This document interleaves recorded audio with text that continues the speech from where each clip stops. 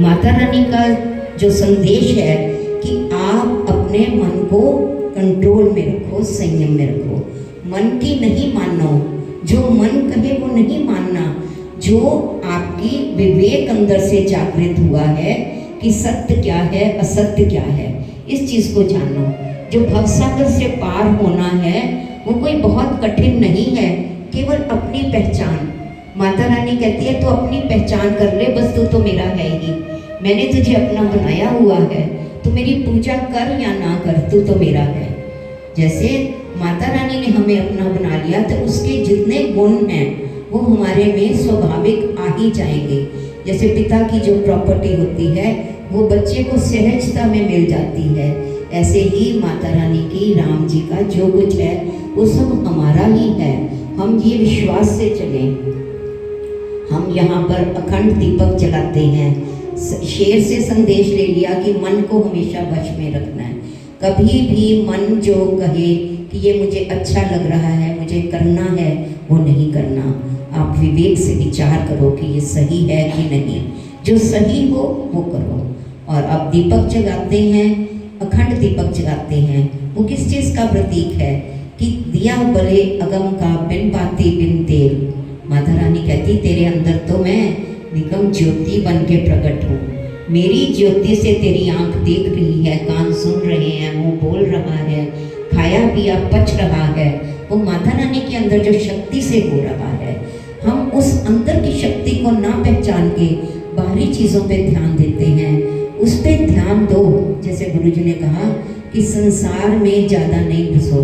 मैं कहती हूँ रहना तो संसार में ही है, कहाँ जाओगे? दिल्ली नहीं तो हरिद्वार, हरिद्वार नहीं तो उत्तरकाशी, जाओगे तो किसी पार्ट ऑफ वर्ल्ड ही है ना। आपने रहना इसी संसार में है, पर संसार में रहने की एक कला है, ऐसी कला कि संसार में रहो पर संसार को अपने अंदर ना रखो। अगर आपके अंदर विचार संसार का है तो वो आपके लिए बहुत हानिकारक है। आपको दो योग विशिष्ट में राम जी को वो कहते हैं कि दो शब्द कोई बोलता है तो पता लग जाता है उसकी क्या स्थिति है। आपकी मनोस्थिति आपके बोलने से, दो शब्दों से पता लग जाती है कि आपके अंदर क्या विचार है। आपके अंदर संसार नहीं होना चाहिए। बात जब भी करो तत्कथनम तत्चिंतनम अन्यो अन्य प्रबोधनम, उसी का कथन, उसी का चिंतन, उसी का वार्ता। जब हम प्रभु की ही बात करेंगे, सब जगह उसी को देखेंगे, तो सारी सृष्टि परमात्मा ही तो है। परमात्मा ने तो खुद कह दिया कि एक से मैं अनेक हो गया तो वो सृष्टि हो गई। हम उस चीज़ को क्यों नहीं अनुभव करते? क्योंकि जब परमात्मा ही सब रूपों में है तो उसको हम अनुभव भी तो करें। हम अंतर्यामी परमात्मा को अनुभव ना करके, इतना सच्चिदानंद स्वरूप से वो अंदर है, हम और चीज़ों में लगे रहते हैं कि बाहरी ये क्रिया, ये ऐसे, ये भी बहुत अच्छी बात है, पर इसमें कभी ये विचार ना करो कि ऐसा हो जाए तो ज़्यादा अच्छा। ये इसमें ऐसा कुछ नहीं है, ये सब हमारे बनाए हुए हैं। वेद पढ़ लिए तो क्या हो गया? वेदना नहीं पढ़नी आई आपको किसी की। लोग तो बहुत हैं पर इंसान बहुत कम है, क्योंकि जो इंसान किसी की वेदना ना पढ़ पाए उसके वेद पढ़े को भी क्या करें। किसी के अंदर का भाव आप पढ़ सको कि ये किस भाव से, अगर जैसे मैं कहती हूँ कि मैं बैठती हूँ तो मुझे ऐसे लगता है सारी देवी देवता, कोई गरबा कर रहा है, कोई किकली डाल रहा है, कोई नाच रहे हैं, सब तो भाव ही तो है।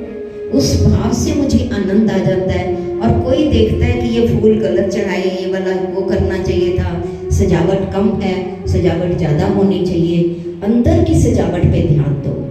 हमारे अंदर कितनी सजावट है, हमारे मन में कोई कलमश तो नहीं, हमारा मन शुद्ध है।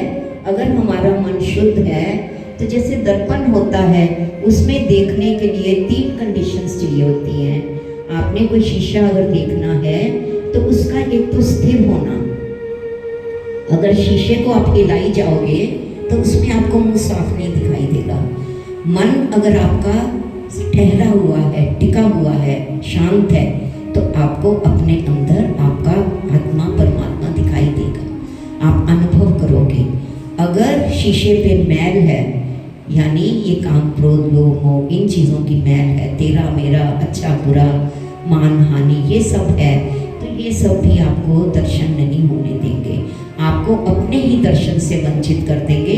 तो शीशे का साफ होना, शीशे का टिका हुआ, और एक उस पे है कि किसी ने शीशे पे पर्दा ही डाल दिया, तो बताओ उसमें आप कैसे देखोगे? शीशा तो ठीक है, पर उसमें अज्ञान का आवरण है। जो अज्ञान का आवरण है वो कैसे दूर होगा? वो ऐसे गुरुओं की संगत में दूर होगा। गुरु जी की संगत में हमें अच्छा अच्छा सत्संग सुनने को मिलता है, गुरु हमारा मार्गदर्शन करते हैं, और बड़े भाग्य से हमें अच्छे गुरु मिलते हैं जो अपना बन के हमें, और गुरु तो कई ऐसे भी होते हैं कि हमें गुमराह भी कर देते हैं, पर सद्गुरु जो होते हैं वो श्रोत्रिय और ब्रह्मनिष्ठ होते हैं, जो जिन्होंने पढ़ा भी है और उनकी निष्ठा भी उसी में है। तो हम कुछ संक्षेप में हम यही कहेंगे कि अपनी पहचान खुद करो। माँ आपसे दूर नहीं, माँ आपके अंदर